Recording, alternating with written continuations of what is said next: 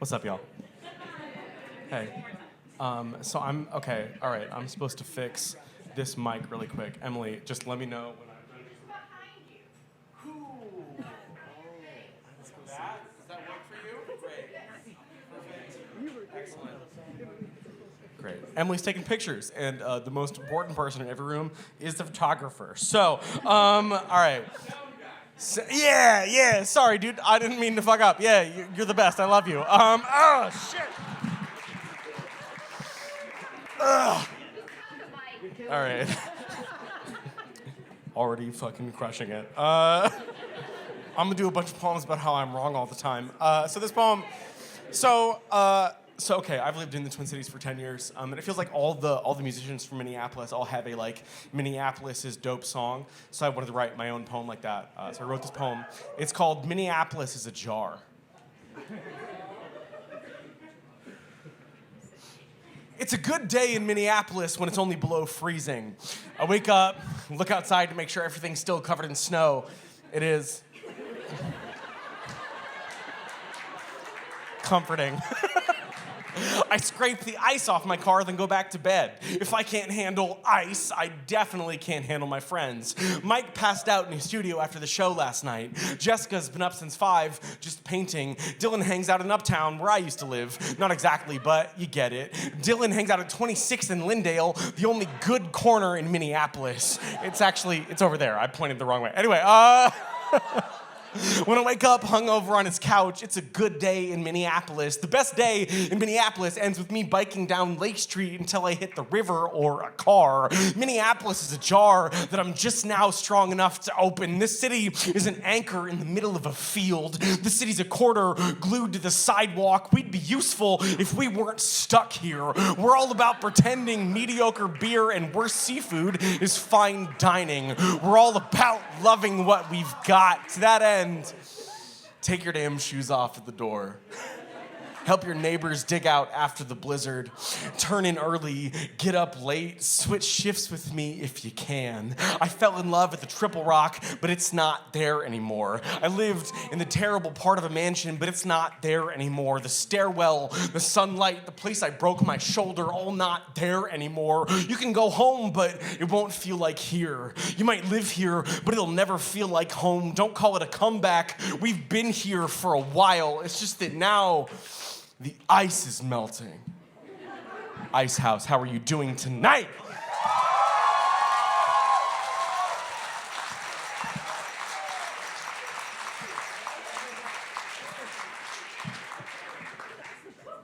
Hell yeah, thanks y'all. Cannot fucking believe this is snowing. It's horseshit. Like, are you fucking kidding me right now with this? Listen, all right. Listen, I'm from Houston, and I didn't know that shit could be bad like this, but... All right, so I know I just said that I live in Minneapolis, but I lied to you. I live in St. Paul. Yeah, I know. But but listen, that poem's not as cool if I'm like, St. Paul is an anchor in the middle of a field. It's not... It doesn't sound right. Well, and like... Cause I really like, cause okay, I know I play an extrovert on stage, but like in my everyday life, I'm pretty introverted. Cause like Minneapolis is like, it's a cool place where like the young people with money live, and like St. Paul is, it's where all the bars close at 10 and no one makes eye contact with you, so.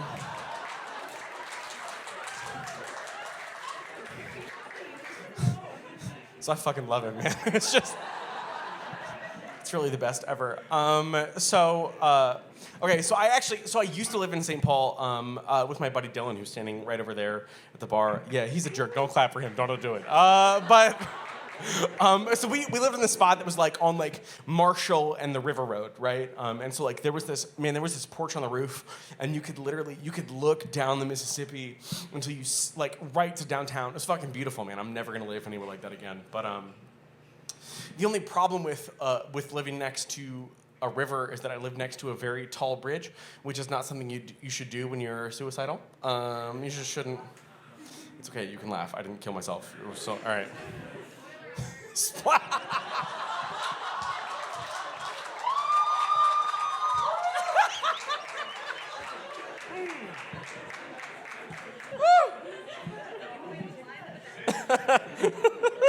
But you're the best, and I like you. Yeah, I didn't kill myself, and we can laugh at suicide jokes. We're all hanging out. All right, so I lived in this place in St. Paul, and I didn't kill myself.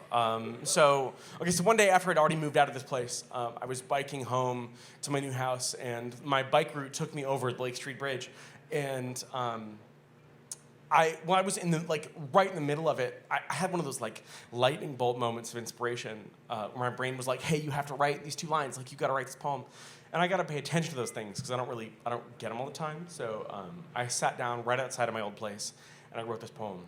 It's called Lake.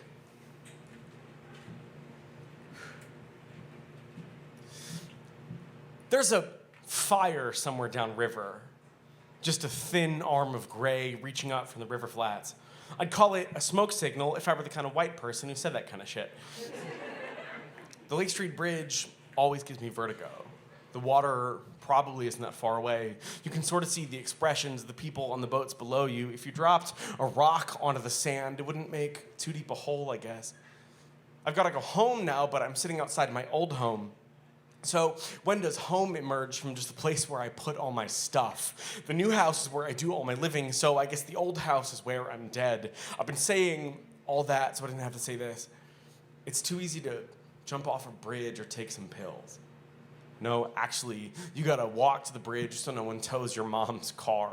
You gotta buy or steal the pills. Mostly, it's too easy to go without saying goodbye. Yes, there's a place where someone loves you both before and after they learn what you are. That place is called the world, and if you wanna live, it's really the only option. You could choose not to, but then where would you get really great sandwiches or listen to Springsteen with the windows down? When you wanna cry, you'll have to just not.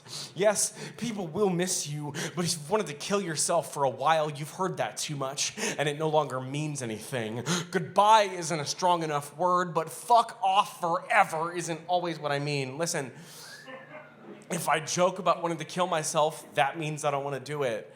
Start worrying when I only talk about brunch and dog breeds. Start worrying whenever you want to, really. I'm not your boss. I don't know why I asked my phone how to get home from here, but I guess it's nice when someone else agrees with me. The GPS says it'll take 3 minutes. Home is where I most comfortably have my panic attacks. When I get home, I get to stay there. I get to sleep, then I get to, if I want to, do this all again.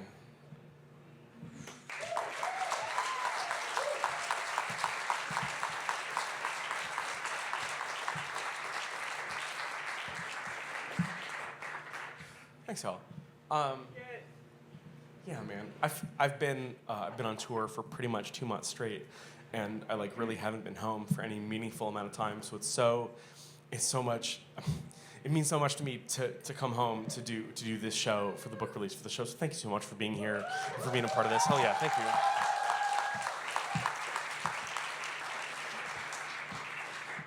Cool. So now that I've built up some goodwill, I'm gonna ruin it. Do you mind if I borrow your book right there? Perfect, thank you. I'm very unprofessional that I actually forgot to bring my own book up here. What's your name? How do you spell it? Cool. Thanks. I'm gonna sign Joset's book real quick. One time for Josette for letting me do this. My handwriting is trash. All right. I forgot to bring my own book up here, so I'm gonna read this fucking thing out of Joset's book. Thank you. I know that I shouldn't do this poem, that it's a mistake to do it right now, and I'm gonna fucking do it anyway. This is called Psalm 12, in which the author possibly alienates his audience.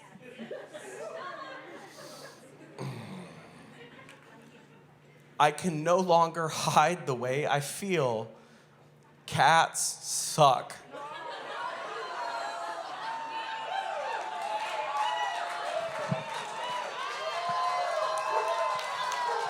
All right. Is there an actual dog over here?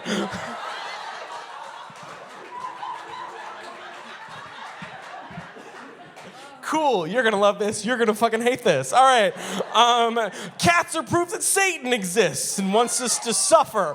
Cats are like if a cuddlier animal, say a rabbit or a shark, were very intent on breaking all of your shit. Cats poop in a box, walk on the poop, and then walk on their kitchen counter. Case closed. Wait, I'm not done. Dogs have been known to dial 911 for their owners. Your cat that you love, would watch you bleed out because it's curious what your face tastes like. Your cat is the best thing that happens in your day. Your cat is the best thing that happens in your cat's day. If Cats had a theme song, it would be Break Stuff by Limp Bizkit. Your cat...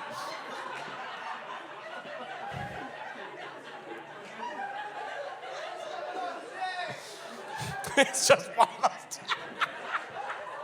Woo, shit. All right. Your cat, I assume its name is some shit like Waffles or Pookie, resents what you named it. Your cat calls itself Balthazarius, eater of hearts and fucker of mothers. Well, your cat calls itself Meow, but that's not here and neither is it there. Listen, the point is, fuck your cat. And fuck you!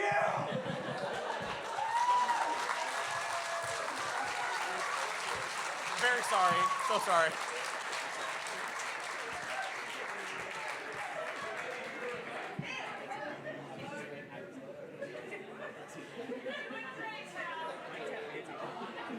I'm not sorry at all.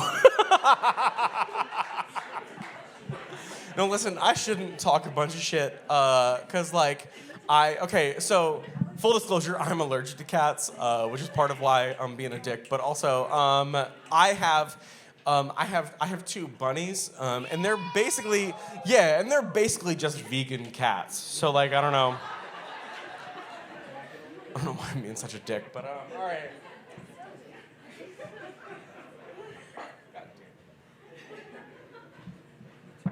All right. Cool. I'm gonna do a couple sad poems. I know. I'd apologize, but y'all came to a poetry show on a Sunday night. You're probably depressed, so. Just saying. So. Cool. So this first poem was inspired by one of my good friends and one of my favorite poets ever. His name's Human Win. He's a poet from St. Paul. He's the dopest, man. And actually, his book, Not Here, did it come out today? Question mark?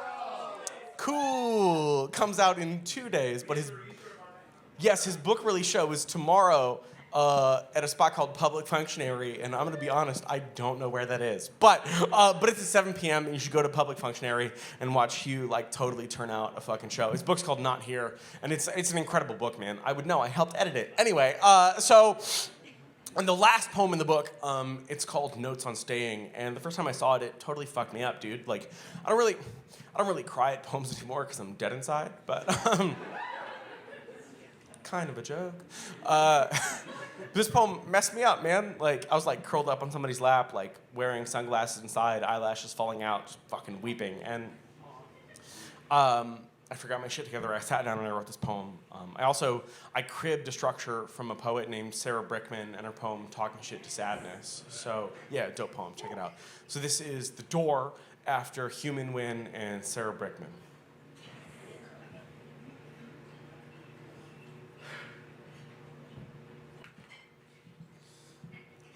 The hard part, probably, is admitting that I really can't handle it anymore.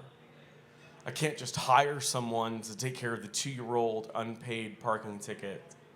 I threw money at my loneliness, and all I got were friends who think of drunk driving as a sport.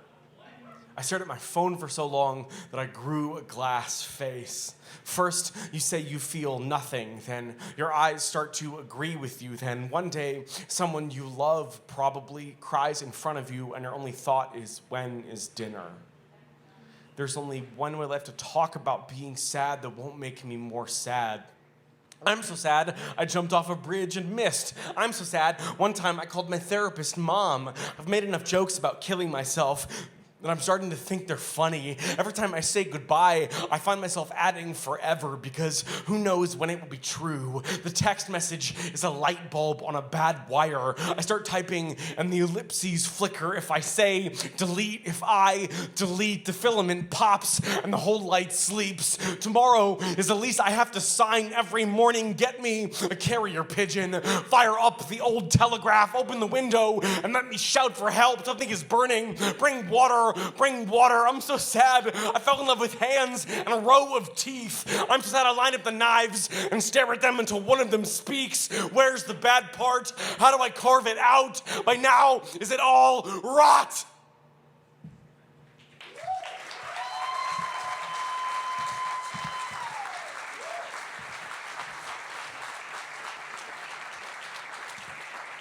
Thanks, so. Joey comes home, drops his keys on the counter, misses the dish. The keys fall to the floor and he leaves them there. He starts making dinner 3 times. He can't stop burning the butter. His pill bottle has a thin layer of dust on top. Nothing you could see glancing at it, but breathe too hard and you'll make a cloud. The lipstick in the bathroom is dry and cracked. The ballet flats by the door keep wandering farther and farther into the corner. Joey makes too much for dinner. He falls asleep on the floor next to the couch while flickering detectives make endless puns about murder. The windows and radiator are cold. The dinner is cold. The door's locked. The phone unanswered. The world, it rings. It rings. There's some truth to what Hugh once said about how a lot of the time I don't want to die. I'm just embarrassed, and that makes me long for death. Not death, but just not being here. I would rather die than confront my mistakes. And I spent long enough fixing nothing so I could feel nothing, that now it's just mistakes all the way down. So yes, when tasked with admitting something is wrong, I do genuinely consider how much it's going to disrupt the already precarious life I built for myself. Just a slight push from embarrassment, it might be enough to tip over this wheezing, expensive machine. If my things are going to be scattered all over the street, why not leave before I see them thrown? I know I do, that I feel this way now, and I will not feel this way soon. I know that the aphorisms, even if I hate them, are right. This too shall pass. Blah, blah, darkest, blah, blah, dawn. And I know it's rude to leave your messes for someone else. But consider also that I'm a mess, and I make people deal with me pretty constantly.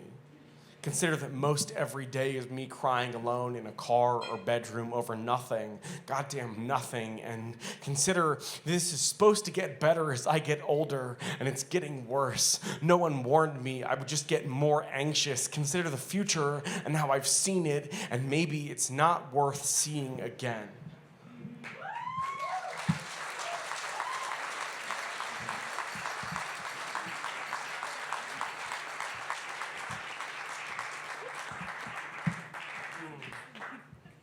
Thanks, y'all. I've never read that poem before on stage in front of anybody, so thanks for being here.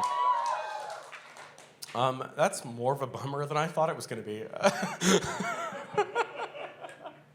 Oh, shit. All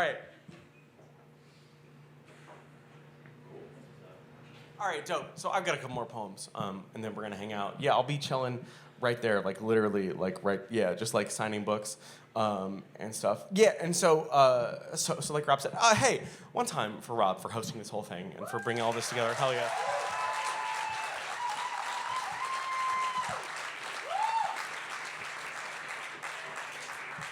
So, like Rob said, I brought a bunch of posters, and if you're here in this room, you can get one for free. You just come ask me for one. Because real talk, like, I just printed too many for the tour. I was like, I printed 1,000 because I thought that was going to be enough, and people didn't like them enough. So, yeah, so I've got a shitload of them, and I thought, hey, maybe people would like some free posters that no one else wanted to pay money for. So, shouldn't have said that at all. Anyway, But yeah, I got a bunch of them, and you can just come hang out. I'd love to sign your book. If you want a poster, just fucking come get a poster, man. I'll give it to you for free, and I'll sign it if you want that shit. All right, cool, great. Couple more poems, and let's do this. So I just did a bunch of sad poems, so I'm going to do this big, loud, dumb, funny love poem that I like a lot. I wrote this poem for my fiance Annie, who's just right there looking at me. Yeah, she's the best.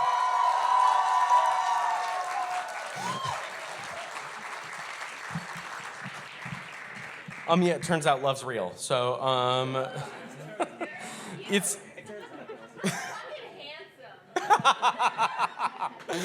Yeah, so like I was like, yeah, you're the best thing that's ever happened to me, and I love you very much. And so I wrote her this this stupid love poem full of dumb jokes. This poem's called Me But Happy.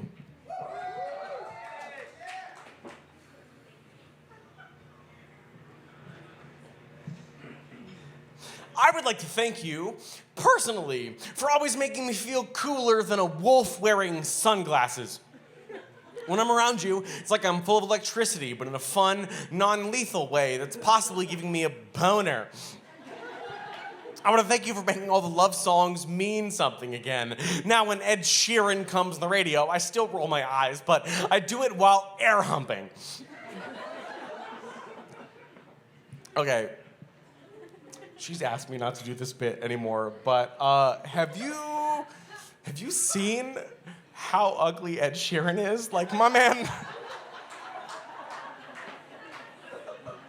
Like, my man can write a song, my man can sing real good, but like, dude, like... I don't know what bog they dragged that hideous ginger out of, but like...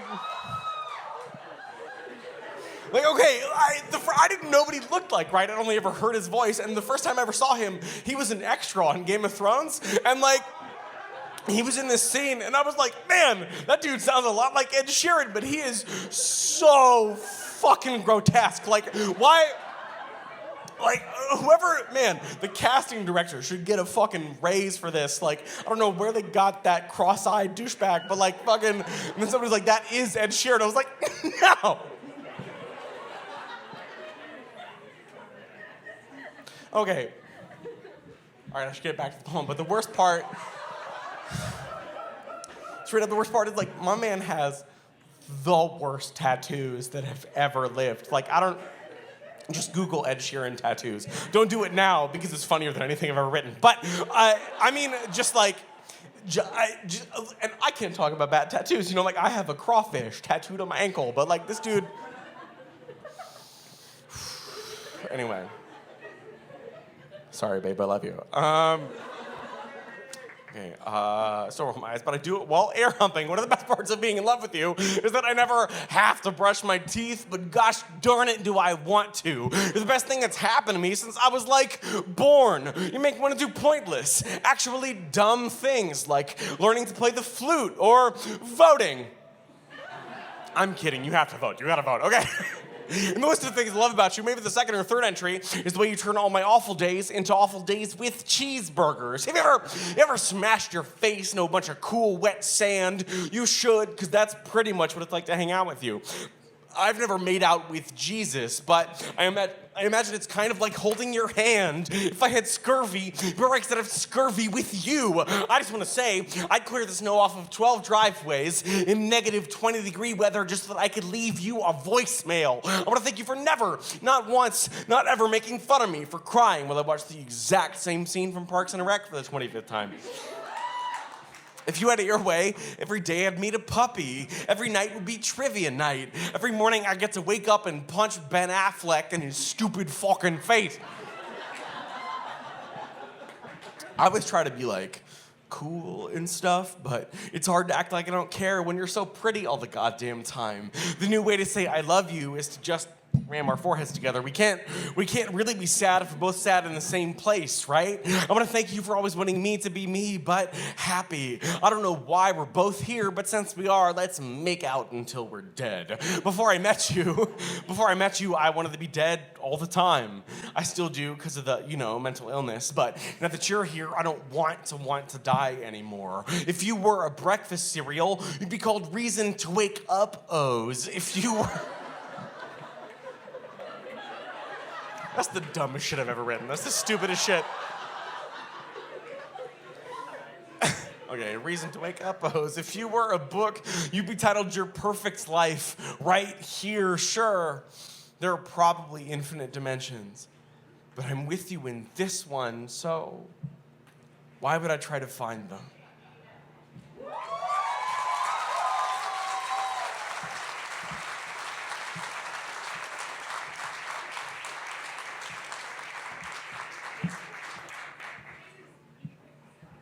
Love's real, turns out. It's weird that love's a real thing you can find with your life. It feels strange to say that because I feel like I've spent my whole career just being like, love's a lie, everything's terrible. But, yeah, love's real. So, cool.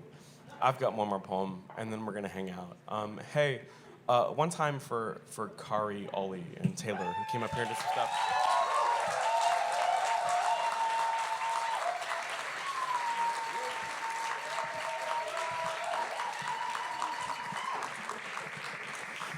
This is a weirdly intimidating lineup to come up after because, like, I can't play guitar at all, and I spent years just losing at poetry slams to Kari and Ollie. So, like, I was just coming up. I was like, "Fuck me, you're gonna make me follow." Fuck. So, anyway, hell yeah, I'm having a great time. I don't know if that's obvious, but I'm really enjoying myself. I got one more poem, and then we're gonna hang out. Like I said, I'm gonna be chilling right over that table, signing books, and then so we gotta be out of here by 10. So if it seems like I'm being brusque with you, that's because I fucking am, like because I mean, like, there are a whole shitload of you here, and I want to make sure I sign everybody's books, and I want to make sure I'm being respectful to our venue. Also, hey, one time for Icehouse for bringing us out tonight.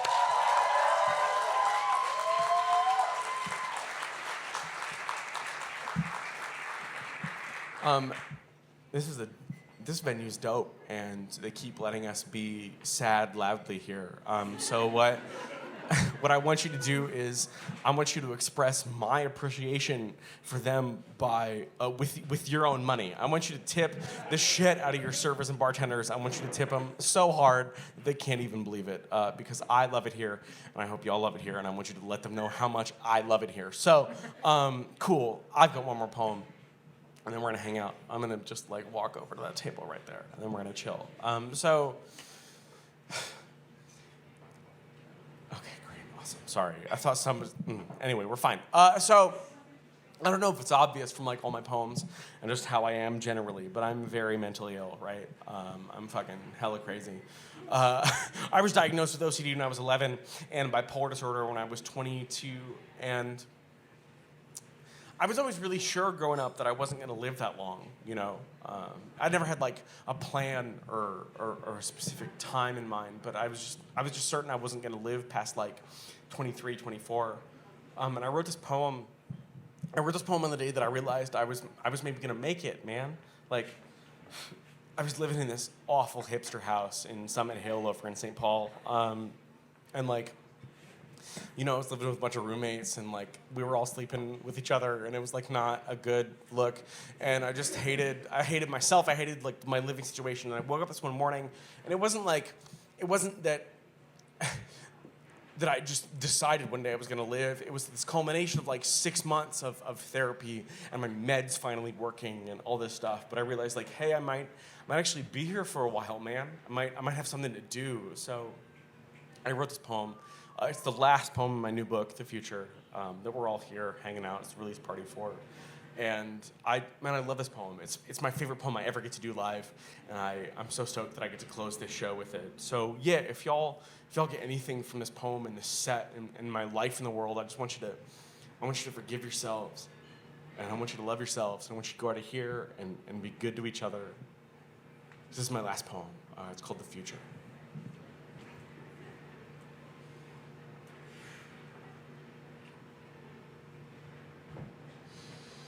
The worst thing about being naked and then being hit by a car is that road rash is a problem for skin.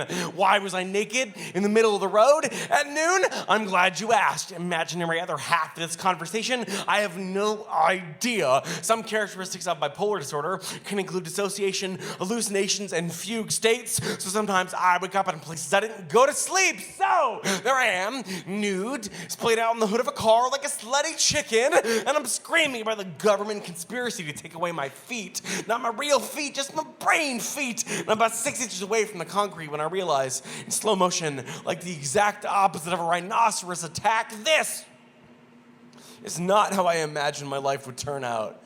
When I was little, I broke both my ankles jumping off a roof because I was sure a cape would enable me to fly. My parents attributed this to my strong imagination. Last year, my therapist called it a delusion.